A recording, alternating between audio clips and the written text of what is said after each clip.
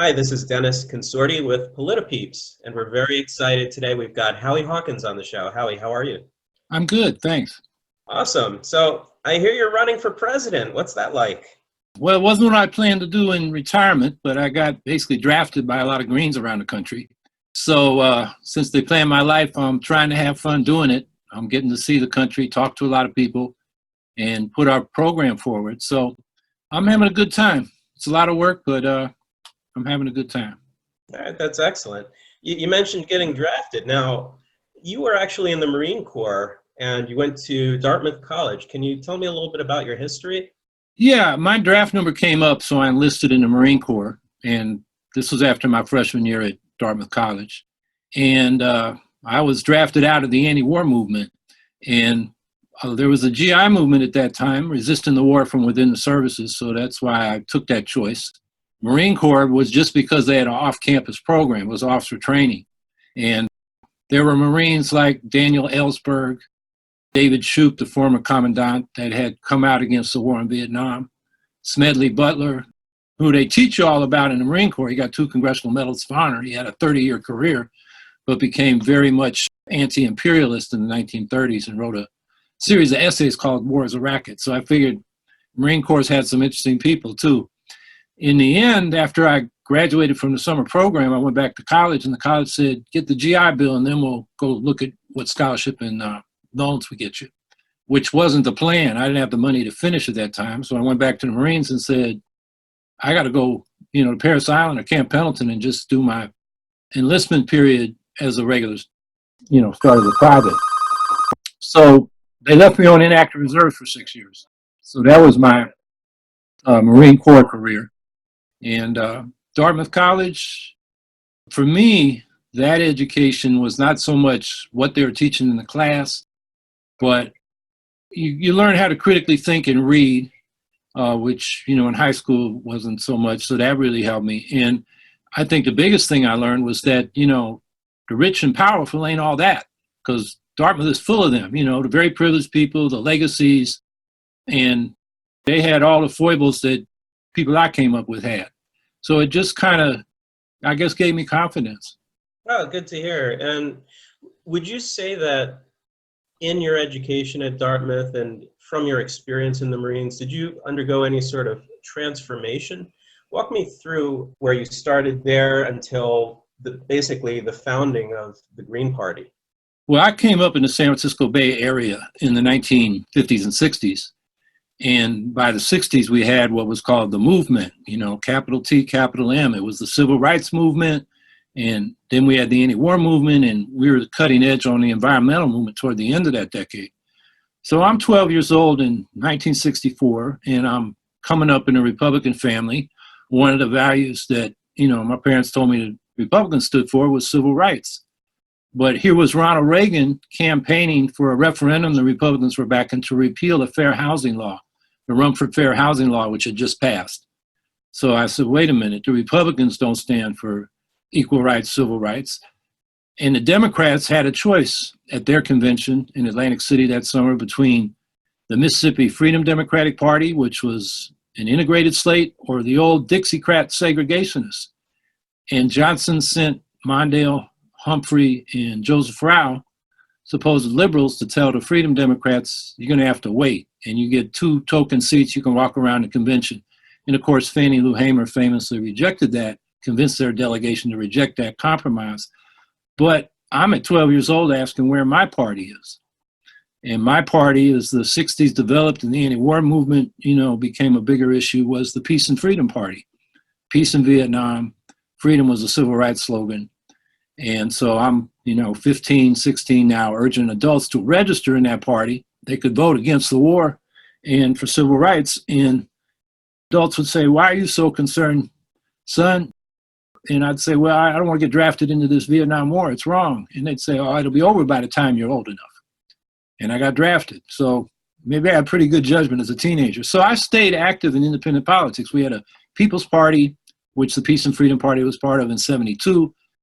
Dr. Benjamin Spock, the baby doctor for president, and Julius Hobson, who had started the DC Statehood Party, was the vice president candidate. And ticket 76, and then Barry Commoner in 1980, the environmental scientist for the Citizens Party. And then we had a meeting in St. Paul, Minnesota in August of 1984 to start organizing a Green Party. And I was invited to that to represent the Clamshell Alliance, the anti-nuclear group that I'd helped found. And we came up with a different approach because we'd watched these third-party efforts try to build a party out of a presidential campaign. So what we need to start doing is building local groups and build from the bottom up. So that is how I got involved in the Green Party. And how the transformational thing was 1964. I realized both parties weren't standing for civil rights, and pretty soon they both wanted to escalate in Vietnam. Yeah, that makes sense. And now there was a time when there were multiple organizations, and I believe you and one other person consolidated them into one umbrella group. Can you talk about that a little bit? What that was like? Well, in the 90s, we had a division in the Green Party. We had started out as a membership party. We had local groups that get represented nationally in proportion to the local membership. And then in the early 90s, some of the parties started getting ballot lines, and they had all these registrants, thousands instead of hundreds of paid members. So they thought they should have more say. And so we were divided on how to organize this thing. And so that went through the 90s. And then in 2000, Ralph Nader was running, and everybody wanted to support him. So we came out of that campaign, and we, had to pull the two parties together.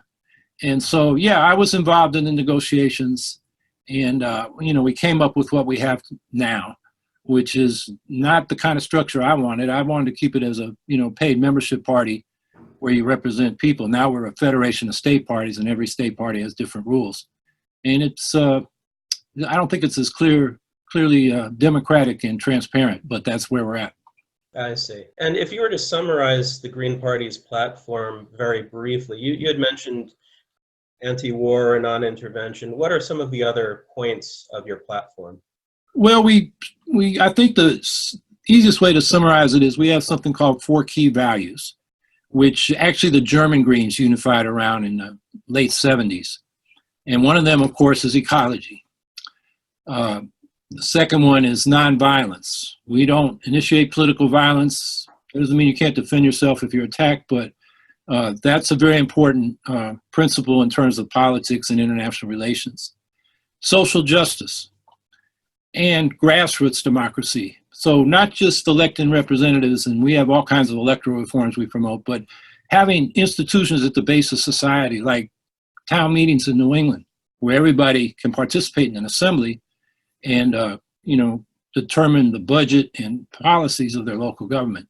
So we want to bring, it was called participatory democracy in the 1960s, SDS, the Students for a Democratic Society. So that's the other thing. We want a lot more democracy. So those are the 4 values that link us or, unify us. Got it. And how would you describe your positions on economics? Well, my position, I've been a socialist since the 1960s, and to me that's economic democracy. It means social ownership and democratic administration of the major means of production. That sets the tone for the whole economy. That still leaves a lot of scope for small and medium businesses, cooperatives, and the private sector, but the main industry should be publicly owned and democratically accountable. It also means that workers should get the full fruit of their labor. Under capitalism, you get a fixed wage, and all the extra value you create above that wage goes to the capitalists, which is like stealing your labor. So that's what we call exploitation. And now we're talking about ecological socialism. Traditionally socialism was trying to solve the problem of poverty and increase the forces of production. We got plenty of productive forces now. The problem is balancing them with nature. So eco-socialism means producing everybody's and planning for everybody's basic needs being met within ecological limits. And now, of course, we probably disagree significantly on economics, but I feel like there's a lot of overlap between Greens and Libertarians in terms of non-intervention and things like that. You're also similar to some other parties, like there's the Democratic Socialists of America. Are they similar to the Greens or are they different? Well, I think on economics, we're very similar. I think our approach to politics is different, although this is becoming more of a debate within the DSA, the Democratic Socialists of America. The Greens are committed to independent political action, which is, like the first principle of socialist politics, actually, because, in 1848, there was this democratic upheaval across Europe and it spread into Latin America and Canada, and the workers were trying to get the right to vote and participate in their governments. And so was the middle class, the rising business class, because the governments are run by the landowners. And so the workers were in coalition with the, new businesses. And then the landowners gave some concession to the business class and sold out the workers. So the workers realized that they need their own party to speak for their own interests.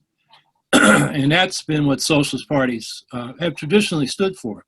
DSA took a different route. The old Socialist Party of America under Eugene Debs split three ways in 1972. And one of the issues was Vietnam. There was one faction was pro-war, and they actually really became an auxiliary of the CIA, the Social Democrats USA. Then there was the Democratic Socialist Organizing Committee, which is now DSA. That was Michael Harrington. He was for negotiations about Vietnam, not just getting out. And then the faction that was for withdrawing became the Socialist Party USA. And the other issue was the Democratic Party. What became the Socialist Party USA was for independent politics. Harrington and the other faction were for entering the Democratic Party. So I think that's the main difference, the question of the Democratic Party. I think otherwise, we're on the same page on most of the issues. I see. Interesting. And I have to pull some news into this. You've probably seen how Hillary Clinton had described Tulsi Gabbard as a quote unquote, or well, maybe she didn't name her specifically, but as a Russian asset. And she also said something about Jill Stein. What are your thoughts on that? Hillary Clinton needs to look in the mirror and see why she lost the race. I mean, to pick on the Greens is ridiculous. It's a smear to call Jill Stein and Tulsi Gabbard a Russian asset. Clinton has no evidence for that. She's just, it's a conspiracy theory that's, got no evidence.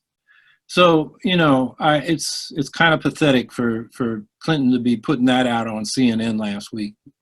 It's interesting because she's been out of the race for so long, and now she has found herself injected back into the discussion. I can only imagine that running for president overtakes a person's life. What's it like for you? Do you still work full-time in addition to running for office? I did that many years. The Greens ran me 3 times for governor. I've run for city council. They ran me for U.S. Senator against Hillary Clinton in 2006. And I was working as a truck unloader at UPS. I was a Teamster. But I retired March 2018. So the Greens asked me to run for governor again.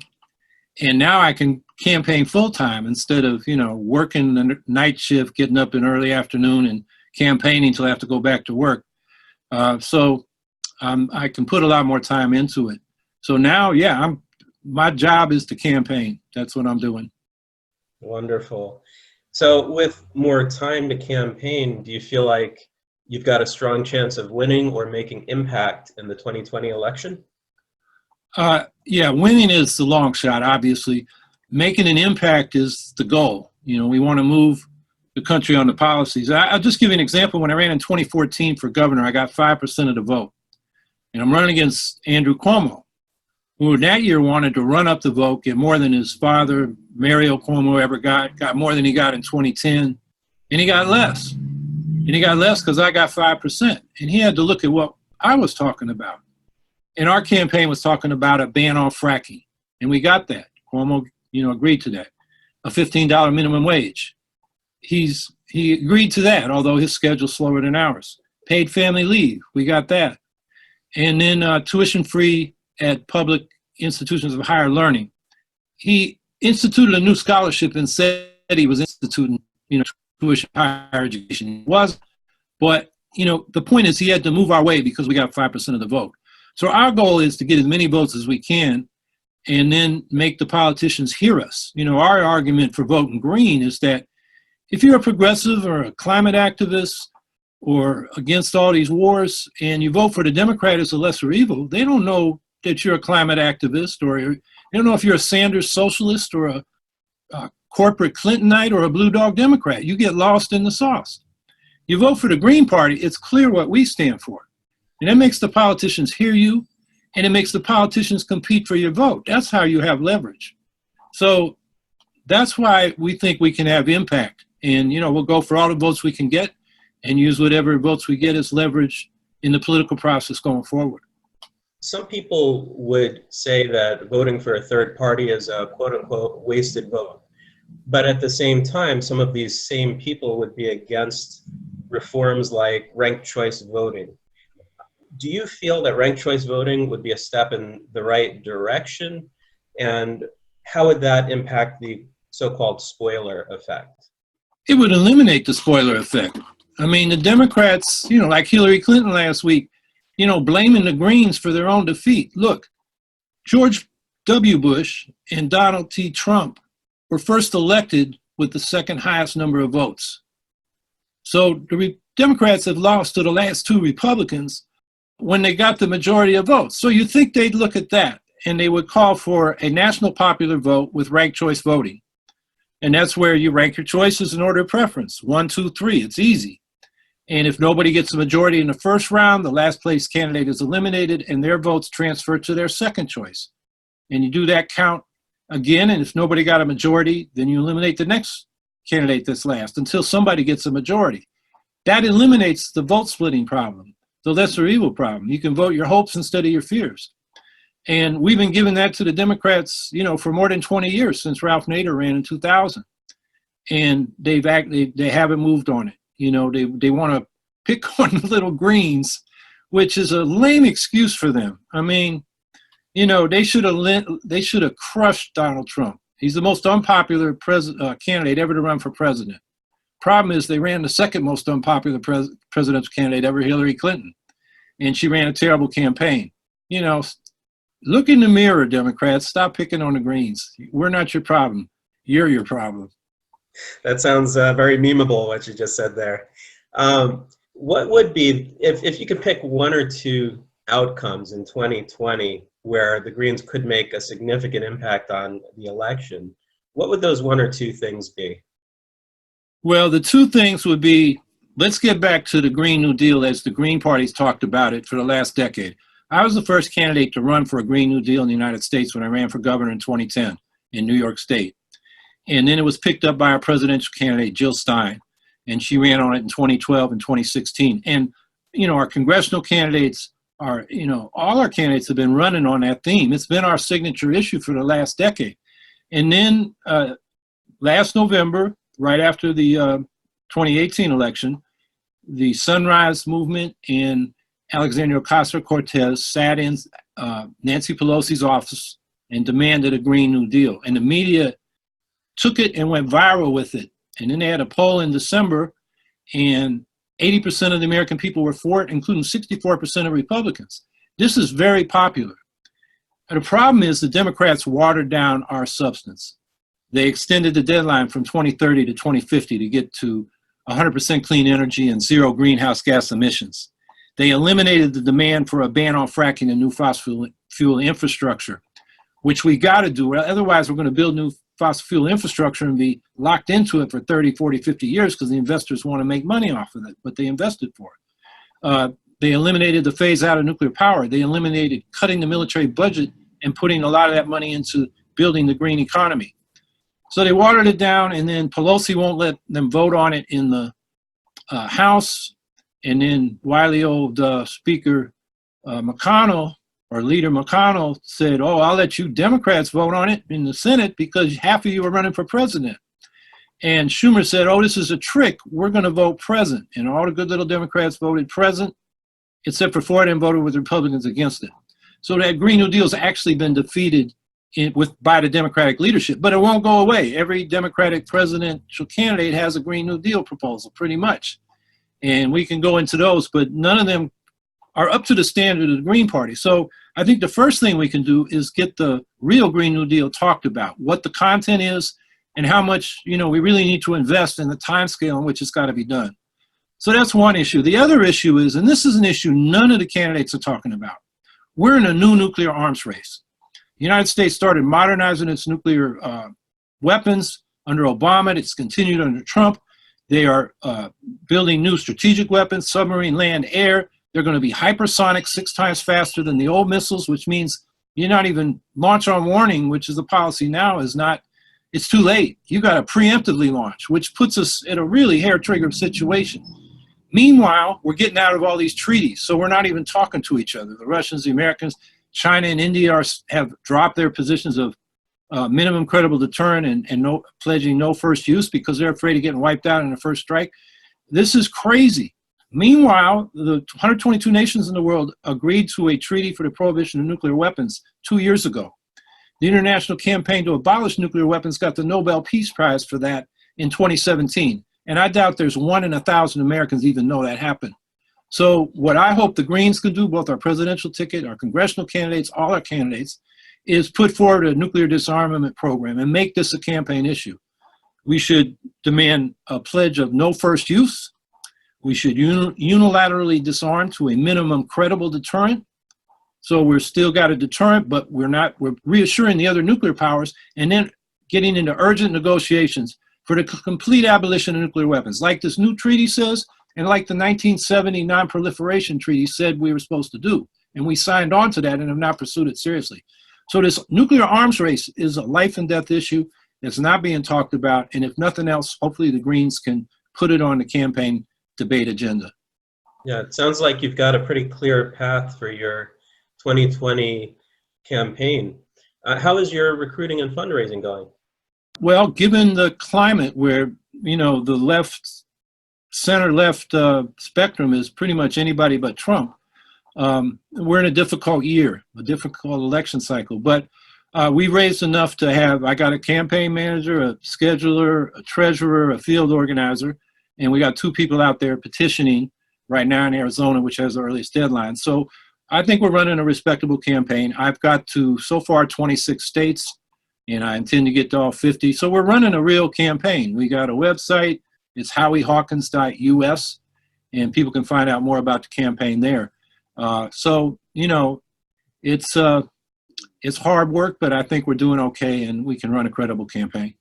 That sounds great. And thank you for sharing your website. People, if you want to help Howie Hawkins out with his campaign, please go there.